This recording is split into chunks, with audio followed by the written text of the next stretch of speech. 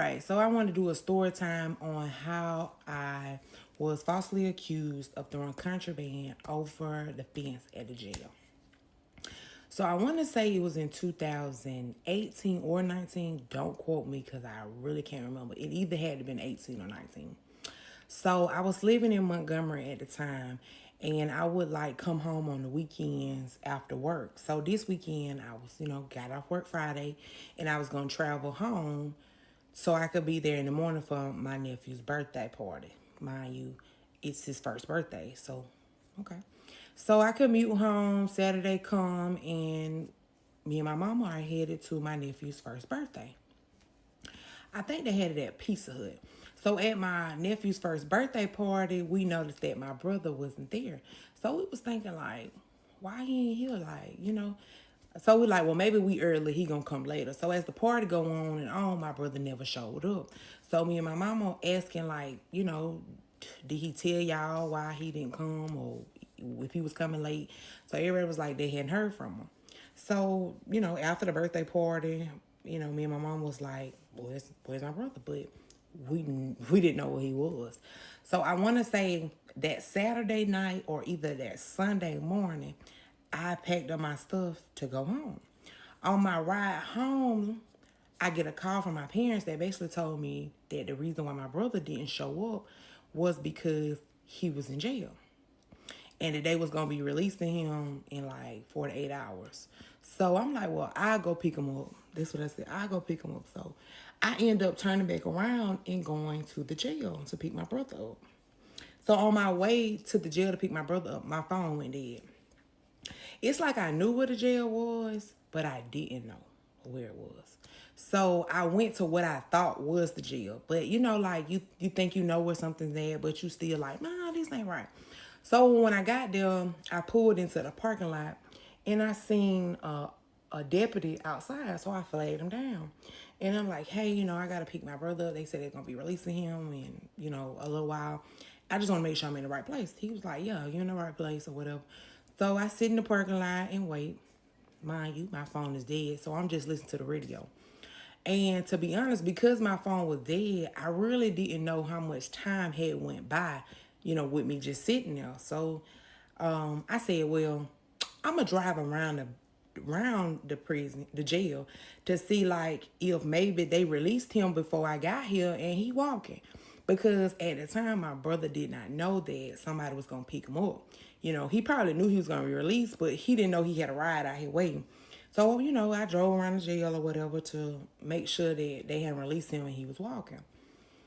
Okay, I didn't see him. So I went back to the parking lot to wait. I waited again. Mind you, my phone is still dead, so I don't know how much time has went by. So what I did was I got out and walked up to the doors. Now when you walk up to the doors, it's like two set of stairs. So I walked up the stairs and I pulled the doors. They were locked. So I knocked. Nobody came to the door, so I went back and sat in the car. Now, I noticed that on the side of the building, there was a door. It's like a brick wall and there's a door. And then there's a fence right next to that door. So I sat in the car just waiting. So I decided to get out and walk to the door.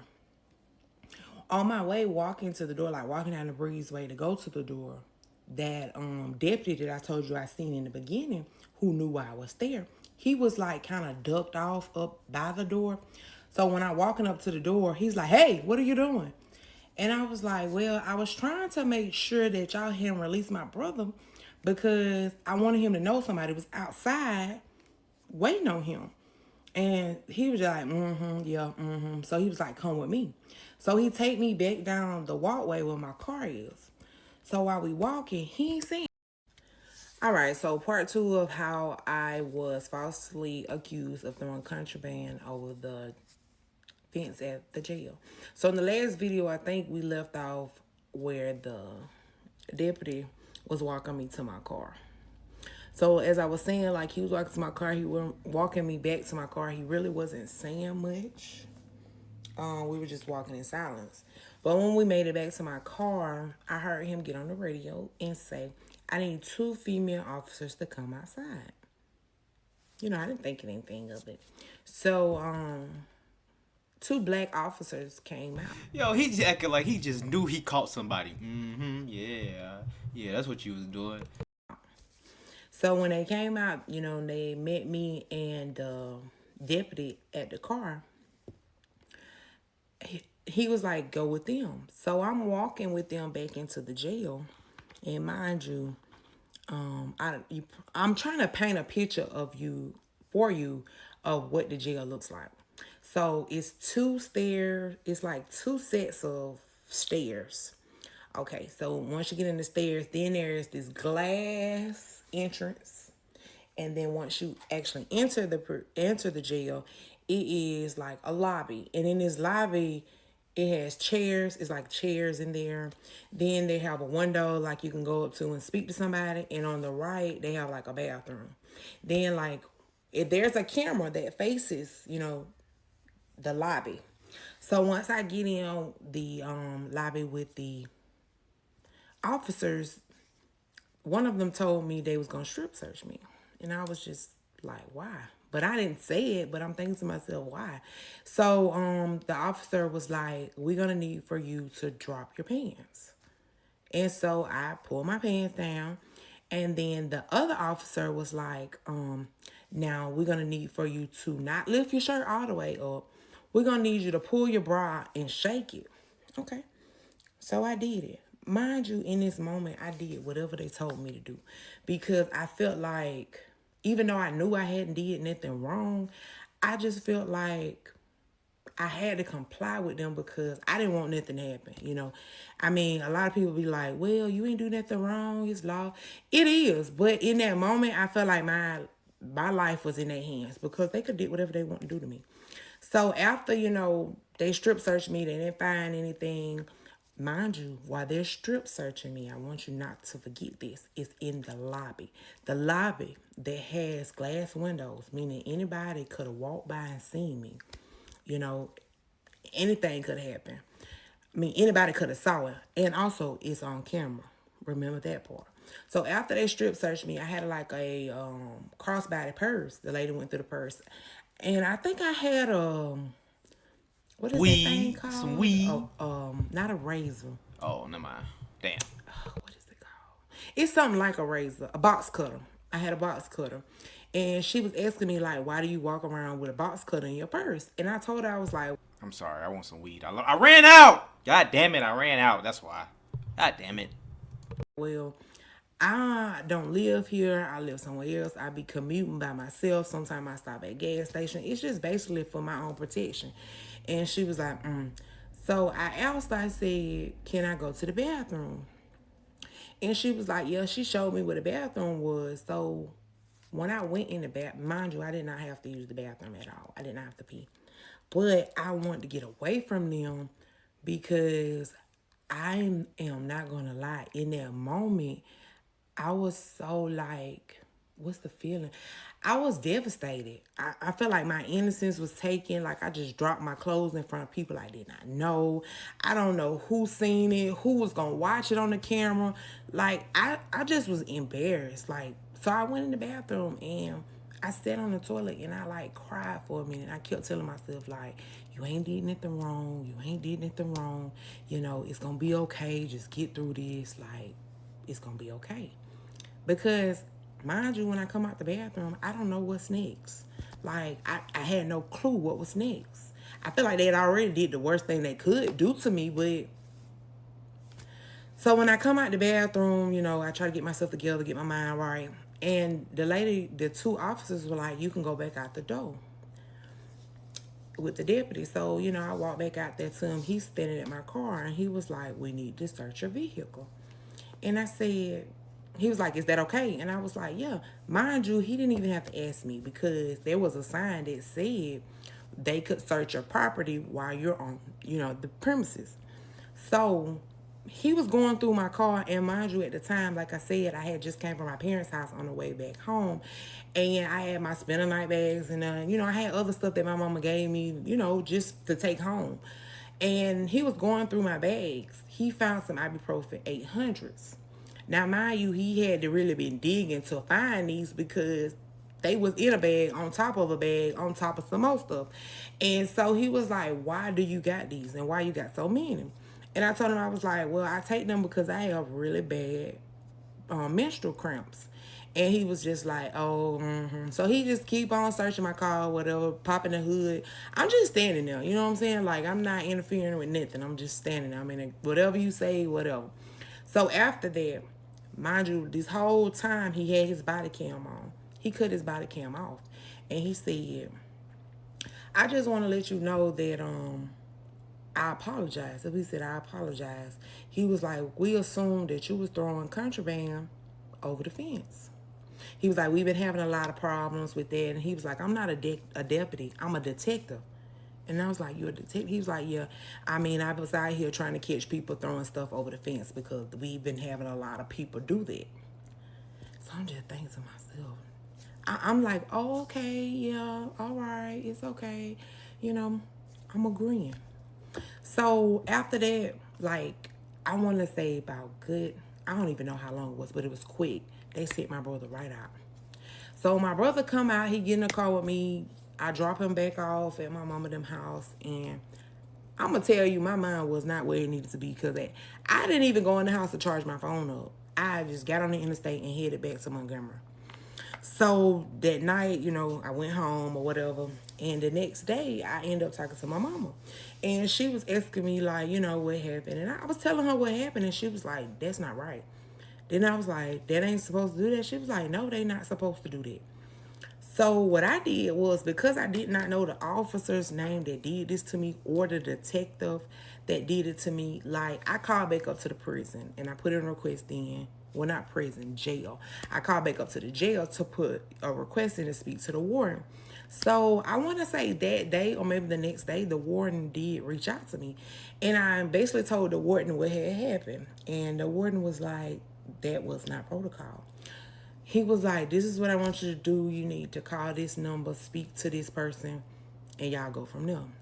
I don't remember who the person was that he wanted me to speak to, but I assumed that it was his boss, like somebody that's over him or higher. So I ended up speaking with the person number that he gave me. We're going to call him John. I don't even know I can't remember what his name was. But John was over the warden.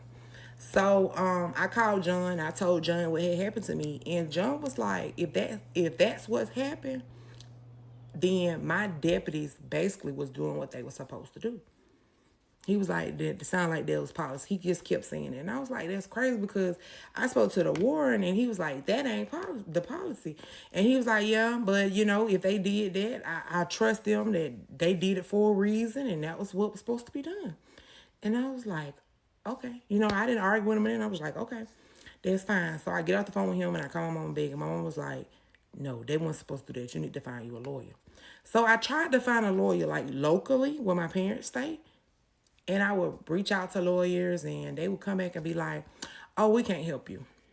You need to just let it go. Like, there's nothing you can do. Like, just let it go. So I was just about to give up. And I don't even know how I came across this lawyer, but he's in Montgomery. His name was Mitch. He was a black guy. And I ended up calling his office and I spoke to his secretary. And his secretary was like, well, you know, he can help, but we need to know what the case is before we schedule you to come in and speak with him. So I basically was explaining to her what had happened. And in the midst of me explaining it to her, she stopped me and was like, hold on 1 second. Like, just hold on. She was like basically in this belief that this had happened to me. Shout out to money making Mitch. Mitch about to get it right. We about to see. Hold on. All right, so part 3 of how I was falsely accused of throwing contraband over the fence at the jail. So the last part, I think, was when I called down there and spoke to the secretary to try to see if the lawyer could assist me. Make a long story short, he was like, yes, he can help me. He does feel like I had a case against the jail and that I needed to come in to speak with him. Like we set a meeting. Before I go on, I want to stop and say, I just want to tell you so you can have in your mind what kind of person he was. He was black. He definitely was. But his words were so eloquent. Like he was definitely eating them up. You know what I'm saying? And it was like some of the stuff he would say, I wasn't even understanding, but I'm like, that sounds good. That sounds like money. I swear. What did you say? Could you spell that out for me? I have to look that up later. But when I say when he talked, it was just so beautiful. Because he just sounded like somebody who knew what he was talking about, and he was I told you, money making Mitch. Let's see. gonna do everything he said he was gonna do. So, I put it in his hands. I believed it, everything he said to me. But he had already told me from day one when I met him. He told, like they tell you about themselves. He said back in the day, police officers had shot his daddy down in the street like a dog. So he was like, he been out to get revenge ever since then. All right, so back to the story. So after I had got the lawyer, whatever, we set up a meeting. John called me. If you remember who John was the guy that was over the warden. So he calls me and say, "Hey, Miss Tucker, how you doing?" I said, "I'm doing the same way I was when I spoke to you a couple of days ago." He said, "That's good. I need for you to do me a favor." I said, What you need from me?" He said, "I need you to write a statement, basically just write down what happened that night when you was at the jail." I said, "What y'all gonna do, investigation now?" He said, "No, we need something on record, basically saying that you told me about the issue, and I told you that the issue was resolved, and that everything that was done was within policy." I said, "So after I write this statement, are you gonna write something back to me that's saying what was done to me was policy?" He was like, "No, we're just gonna put it on file and we're gonna move on." So I said, "Mr. John, what happens to that video?" He was like, "What video?" "The video, the recording of when I was in the lobby showing all my goodies. Who seen the video?" He was like, "Well, nobody's seen it but the warden and I." I said, "So you've seen the video personally?" He was like, "Yeah, I've seen it." I said, "So you still gonna say that what they did to me was correct?" He said, "Yes, it was within policy." I said, "Okay. Well, John, I don't stay in the same county as you." He said, "I know. What I'll do is I'll send 2 officers to your home, and you can write a statement out, and what'll happen is they'll get the statement to me." I said, "So you mean to tell me you're going to send 2 officers from Montgomery County to my house to write a statement about something that happened in another county?" He said, "Yes, ma'am." I said, "I'm not doing that." He was like, "Why?" And I was like, I'm just not doing it. So what I want you to do, John, is I want you to talk to my lawyer. Anything you need from me, you go through my lawyer." And so John was like, "You got a lawyer?" Why would I not? So I hung up on John. I just couldn't do the conversation with John no more. Because John was just blowing me. Because it's like, bro, you watched the video and you still came to the same conclusion? Yeah. Okay. Okay. So after that, I called my lawyer. I told him John reached out to me, and John basically said he was going to send 2 police officers to my house to do a statement. He said that anytime did you get him your address? I said, "No, I never gave him my address." He said, "Well, they're not coming to your house because you ain't going to give them your address." He asked for John information, and he was like, "I'll reach out to John." And so basically, I guess he reached out to John because he called me back the next day, and he was like, "Look, John ain't sending nobody to your house." And he was like, "Don't accept no more calls from John or nobody else." He was like, "Anybody that needs to get in touch with you can go through me." So I'm like, cool. I ain't got to worry about John calling me no more. None of that. So all of that ceased. Like, John was not calling me no more.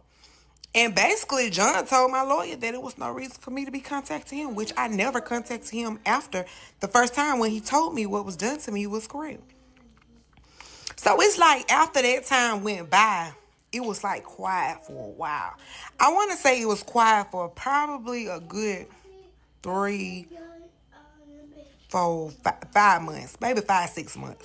My lawyer would call me and tell me that they was doing certain things, but he really didn't have too much information. Till we got to month 7, my lawyer actually got a copy of the videotape of me in the lobby showing my goodies. It was on and popping in.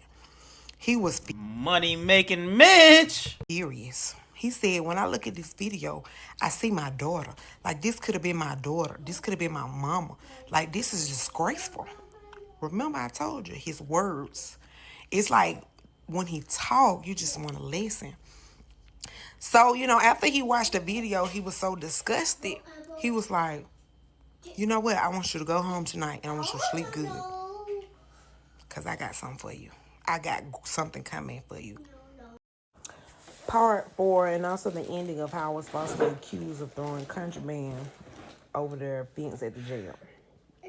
So after my lawyer had seen the video of me undressing in the lobby, the settlement kind of went cold for a while.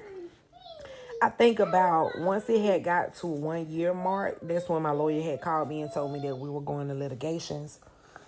And basically what litigation is we go in and get everything that happened on record. And they can either decide to settle or we can take it to court. So basically when we went to litigations, it was like in Mobile. We went to the courthouse. My lawyer actually was up there before I was. So I had to get on the elevator, get to the 3rd floor to the glass conference room where everybody was. Now, mind you, the women that were at the jail, I don't remember how they looked at all. Like, I could see them. I mean, I could see them and not even know it's them. So when I was getting on the elevator, they were on it. And I heard one of the officers say, "Is that her?" And I turned around and I said, "Yeah, that's me." And I got off the elevator. So when litigation started, the first person who was questioned was the detective. One of the things I remember my lawyer asking the detective was, what made him want me to be searched? And he said I was acting suspicious by, like, walking up to the door, getting back in the car, which I did. I did everything that he said I did. I did get in the car, pull off, walk up to the door. But I only did that because I was lost. My phone was dead. And I didn't want to just be sitting out there for nothing. So I was trying to get help. But remind you, I told him when I got there what I was there for. So he knew that. And it's like, well, had he just tried to call inside the jail and say, "Hey, we got somebody sitting out here saying they come to pick up such and such," none of that would have happened because I told him my phone was there too. And he did none of that. He just thought that he had a hit. He thought he had somebody who was actually trying to throw something over the fence, but I wasn't. I was only there to pick up my brother. That's it. You had, like what a girl said, I just came to dance and that's it. So my lawyer also asked him, like, what made him just not try to help me? And he told him, he was like, because he thought that I was trying to throw something over the fence. That was the main issue. At the time, they did have people who were going up to that jail, throwing stuff over the fence for them inmates. But it wasn't me. I came to get my brother. That's it. That's all. Also, something else that we learned was the deputy's body cam was on. So with the deputy's body cam being on, he went up to the door when they was undressing me in the lobby, when I was getting undressed in the lobby, and he was looking. And one of the things he said was, "Oh, shit." So my lawyer asked him, like, when you were up at that window, when you were looking in, and you said, "Oh, shit," why did you say that? Did you say that because you like what you seen, or did you say that because you knew what y'all was doing was wrong? He answered, which was to be expected. Like, what could he say? If he answered question A or question B, it still puts him at fault. So the other ladies that were in the lobby telling me to undress, one of them, you could tell that she knew what they were doing was wrong, what had been done was wrong, but she really didn't want to say too much because it put her job in jeopardy. Because one of the things she did say was she knew that what was done wasn't supposed to be done, but it wasn't nothing she could do about it. Which was a lie, because she could have stopped it. Like, "Oh, don't do that. No, you're not supposed to do that." She didn't stop it, but I felt like she did have some type of remorse for what had happened. The other lady, like, she just didn't give a fuck. She was like, "Oh, well, that was her. If she wanted to pull her clothes down." Lady, I only did that because you told me to. Like, what the fuck? Anyway. So after litigations, after everything had blew over, my lawyer basically had told me that in 2 weeks, he knew they would be calling trying to settle with us. And that's exactly what happened. 2 weeks later, we got a settlement, and they're basically asking us, do we want to settle? My lawyer had went ahead and told me, he was like, you need to settle. Which I was fine with settling with the amount because I came in with nothing. Mind you, I didn't pay $1 for this settlement because my lawyer paid everything. At the end, we were gonna split whatever I got. I would get 40, he would get 20. Like 40%, he get 20%. So, I was fine because even after, like, when this was done, once I got some money, like, it was more than what I came in there with. So I didn't want to take it to court or nothing. I just wanted to be over. So that's what happened. We definitely took the settlement. Now, I can't disclose the amount of what the settlement was because that was a part of one of the clauses in agreements. But I can say it was the most that I've ever received for pulling out my pants. Can't say that.